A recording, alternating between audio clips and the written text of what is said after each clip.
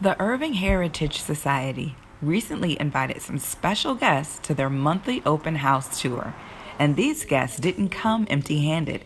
They came with blocks and pens to honor veterans using the skills from one of their favorite hobbies.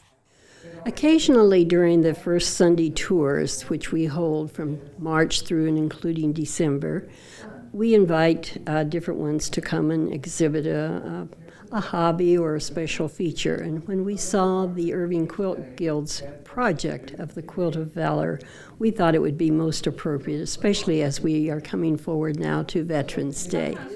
I'm May Harless. I am charter member number 5 of the Irving Quilt Guild. It is fun, it's rewarding. We do projects that make you feel good about the hobby that you love. We do Quilts of Valor, which is what we're here today for, because we set up at events like this with our blocks and ask you to sign it, and then we take it and make it into a quilt. It's always real rewarding to see people sign the blocks and to know that somewhere that's going to warm a veteran's heart and soul and body. Today I'm honoring my father, Roy Bruce Sherrill, U.S. Army veteran, World War II, 369th Medical Battalion with the Fighting 69th Infantry. And I have his whole history of his service, and he was incredible. I think I'll sign it in honor of my brother, who is now deceased, who served over 30 years in the Navy. This quilt is signed by people in Dallas-Fort Worth.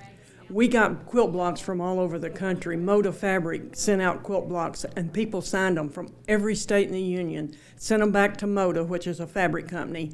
They sent them to guilds that would make quilts out of them. And when the guys would get them, they would be from every state in the Union. They just enjoyed reading who sent those quilts and what they said on them. We've done hundreds from our whole guild. Everybody does, it seems like 2 or 3 a year. It's a wonderful project nationwide, and the Irving Quilt Guild has been involved since 2011, I believe. And nationwide, there have been 195,000 quilts made. Some people just put their names. Some people write a message. The most endearing ones, I think, come from the kids. Mainly, I always put thanks for your service, and, we can't thank you enough. God bless is my favorite.